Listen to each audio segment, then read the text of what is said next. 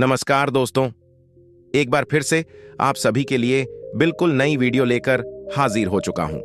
आप सभी से आग्रह है कि आप लोग इस वीडियो को पूरा जरूर देखें और अपने जीवन को बेहतर बनाएं। तो चलिए भगवान बुद्ध का नाम लेकर शुरुआत करते हैं।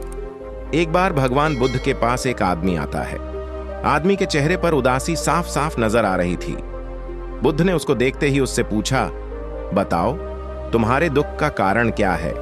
आदमी बुद्ध के आगे हाथ जोड़ता है और कहता है, महात्मा जी, अपने जीवन से बिल्कुल निराश हो चुका हूं। मेरे जीवन में कोई भी खुशी है ही नहीं। जो सोचता हूं वह कभी होता ही नहीं।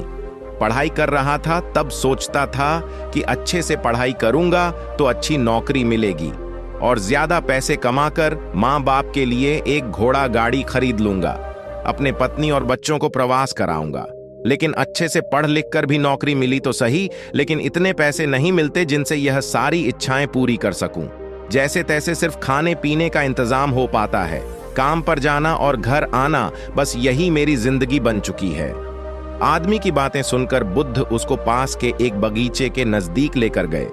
बुद्ध ने उस आदमी से कहा कि मैं तुम्हारी सारी समस्याओं का हल बता दूंगा, लेकिन उसके लिए तुम्हें मेरा एक कहा मानना होगा। आदमी ने कहा, वह हर बात मानेगा।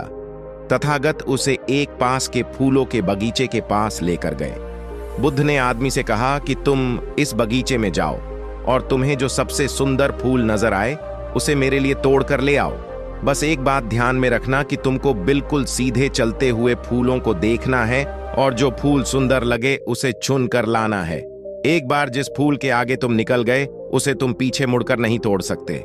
आदमी बुद्ध की बात को ध्यान से समझने के बाद बगीचे में गया। आदमी को बगीचे में प्रवेश करते ही कई सारे सुंदर फूल दिखाई दिए, लेकिन आदमी ने उनमें से एक भी फूल नहीं तोड़ा, क्योंकि उसे विचार आया कि हो सकता है आगे इनसे भी ज्यादा सुंदर फूल मिले। अधिक सुंदर फूल की आशा में आदमी बगीचे के अंतिम छोर तक पहुंच गया। अब हालत यह थी कि बगीचे के अंतिम छोर पर कुछ फूल तो थे, लेकिन सारे सूखे हुए थे। आदमी को काफी पछतावा हुआ कि उसने पहले ही कोई सुंदर फूल क्यों नहीं तोड़ लिया। उस आदमी के पास अब सूखे हुए फूल में से फूल तोड़ने के अलावा कोई रास्ता नहीं बचा था। उसने एक सूखा फूल तोड़ा और बुद्ध के पास वापस लौटा।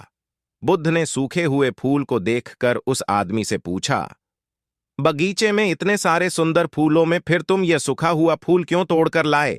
आदमी ने कहा, इस विचार से कि आगे और अधिक सुंदर फूल मिलेगा।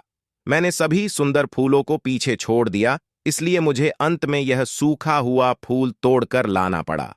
महात्मा बुद्ध ने कहा कि यही समस्या तुम्हारी भी है। यह बगीचा तुम्हारा जीवन है और इसमें वह सभी तरह के फूल छोटी मोटी खुशियां हैं। तुमने ज्यादा बड़ी खुशी के आशा में इन सभी छोटी छोटी खुशियों को पीछे छोड़ दिया है।